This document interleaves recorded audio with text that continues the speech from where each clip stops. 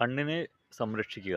നമ്മളിപ്പോൾ ഇപ്പോൾ mobile phone എല്ലാവർക്കും ഒഴിച്ചുകൂടാനാവാത്തൊരു ഉപകരണമാണ്. അതുപോലെ തന്നെ ആൾക്കാർ ചില സമയത്ത് ആൾക്കാർ ഇരുന്ന് പോകുമ്പോൾ ഞാനുൾപ്പെടെ നമ്മളിരിക്കുമ്പോൾ ചിലപ്പോൾ മൊബൈലായാലും ചിലപ്പോൾ കമ്പ്യൂട്ടറായാലും ഇതൊക്കെ ആയിട്ട് ഇലക്ട്രോണിക് ഗാഡ്ജറ്റുകളിൽ ഇരിക്കുന്ന സമയത്ത് വൈകുന്നേരം ആവുന്നത് അറിയില്ല, ചിലപ്പോൾ രാവിലെ ആവുന്നു, ചിലപ്പോൾ സൂര്യൻ അസ്തമിക്കുന്ന നമ്മളറിയില്ല. അപ്പോൾ അങ്ങനൊരു സിറ്റുവേഷൻ ഉണ്ടാകാതിരിക്കാൻ നമ്മളെന്ത് വെച്ചാൽ നമ്മുടെ കണ്ണുകൾക്ക് കുറച്ച് സംരക്ഷണം നൽകാൻ ഡോക്ടർമാർ പലപ്പോഴും ഞാൻ പറഞ്ഞു കേട്ടിട്ടുള്ളത്, നമ്മൾ കുറച്ച് നേരം അടുത്തുള്ള സ്ക്രീനിലൊക്കെ അതിന് മൊബൈൽ ഫോണും കമ്പ്യൂട്ടറോ ലാപ്ടോപ്പോ അല്ലെങ്കിൽ അതുപോലുള്ള ഇതൊക്കെ നോക്കിയിരിക്കുമ്പോൾ പിന്നെ കുറച്ച് നേരം ദൂരത്തേക്ക് നോക്കണം എന്നാണ് പറയുന്നത്.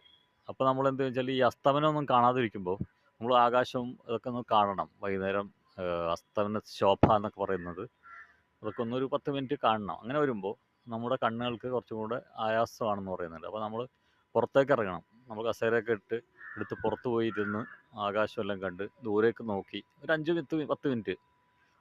അപ്പം നമ്മളങ്ങനെ ഫ്രീ ആയിട്ട് ഇരിക്കാനും നമ്മളൊരു ആൾക്കാർ വലിയ വലിയ വലിയ ആൾക്കാരൊന്നുമല്ല, എല്ലാവരും ജോലിയിലായിരിക്കും, എല്ലാവരും തിരക്കിലായിരിക്കും. പക്ഷേ എന്നിരുന്നാൽ പോലും ഒരു 5 മിനിറ്റ് ദൂരേക്ക് നോക്കണം. നമ്മൾ ദൂരങ്ങളിലേക്ക് ആകാശവും നമ്മുടെ ദൂര പച്ചപ്പിലേക്കൊക്കെ നോക്കണം.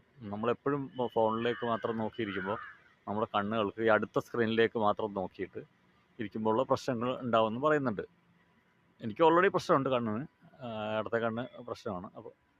പിന്നെ അപ്പോൾ മറ്റേ കണ്ണും പ്രശ്നം തന്നെയാണ്. പക്ഷേ അതുകൊണ്ട് തന്നെ പറയുന്ന ഒരു ഉപദേശം എന്ന് പറഞ്ഞാൽ, അല്ല ഉപദേശമല്ല കേട്ടോ, ഒരു അഭിപ്രായം എന്ന് പറഞ്ഞാൽ, എനിക്ക് ഉപദേശിക്കാൻ ഞാൻ ആരുമല്ല, നിങ്ങൾ ദൂരേക്ക് നോക്കണം.